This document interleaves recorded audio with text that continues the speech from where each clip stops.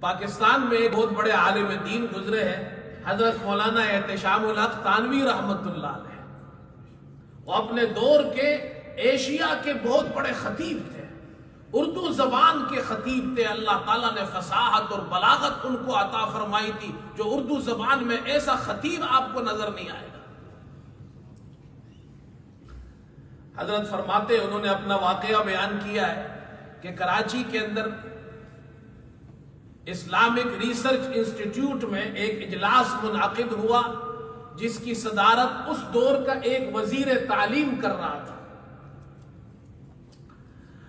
اور اس کا جو چیئرمین تھا وہ ایک ڈاکٹر تھے، ڈاکٹر اشتیاق حسین قریشی، اور جو ممبرز تھے اس بورڈ کے وہ یونیورسٹی کے چانسلرز تھے، اور اسی طرح جو سیکرٹریز تھے، جوائنٹ سیکرٹریز تھے وزارتوں کے، یہ بڑے بڑے آفیسرز، بڑے بڑے پروفیسرز، چانسلرز، ڈائریکٹرز، اور وزیر تعلیم اس کا ہیڈ اس اجلاس کو ہیڈ کر رہا ہے۔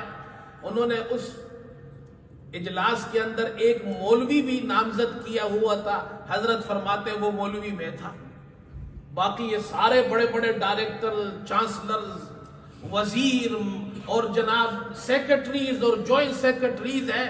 اسلامک ریسرچ انسٹیٹیوٹ میں اجتہاد ہو رہا ہے، ایک مولوی صاحب کو بھی بلا لیا، ہم اجتہاد کریں گے جی، ریسرچ کریں گے۔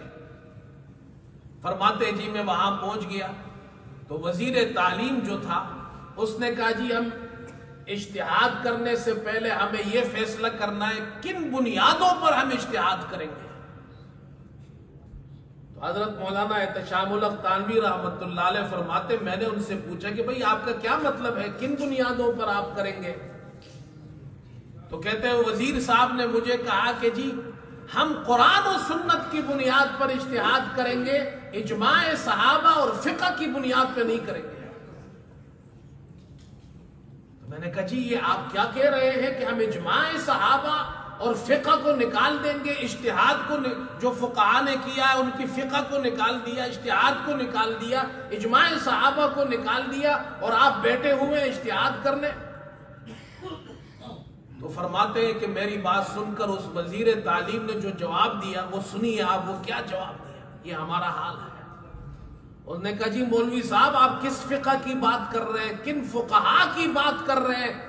وہ جو چند مولوی تھے ابو حنیفہ، مالک، شافعی، احمد، جو بنو عباس اور بنو امیہ کے بادشاہوں کے مفاد میں فتوے لکھتے تھے، ان فتووں کو جمع کر کے فقہ بنا لی۔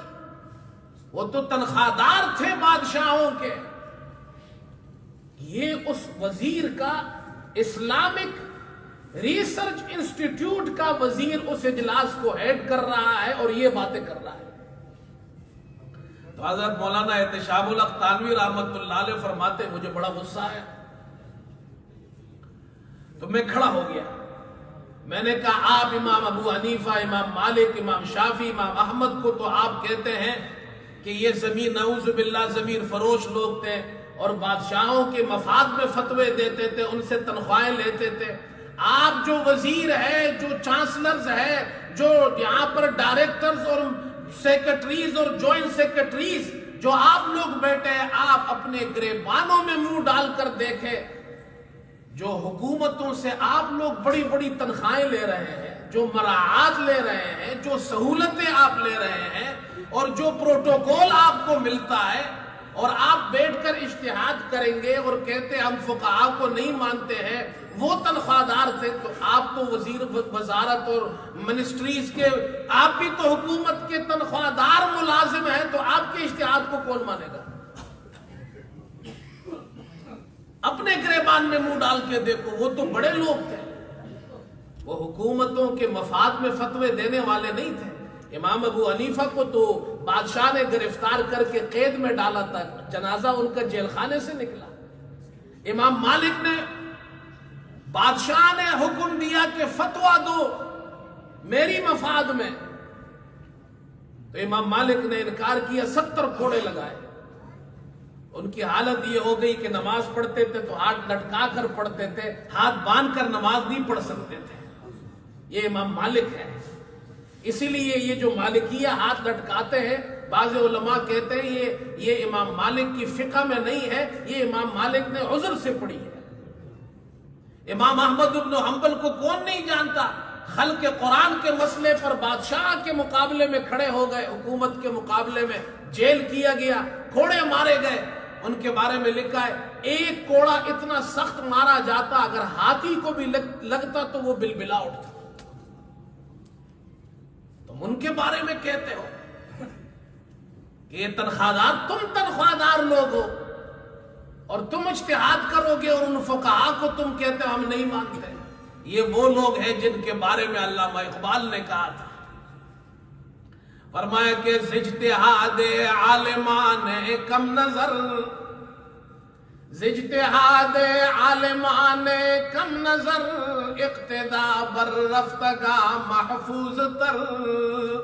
ایسے کم نظر لوگوں کے اجتہاد سے جو ہمارے پرانے اسلاف اور بزرگ گزرے ان کی اقتدا 1000 درجے بہتر ہے. یہ کم نظر لوگ ہیں، ان کو ایک آنکھ سے نظر آتا ہے، دوسری آنکھ سے نظر نہیں آتا.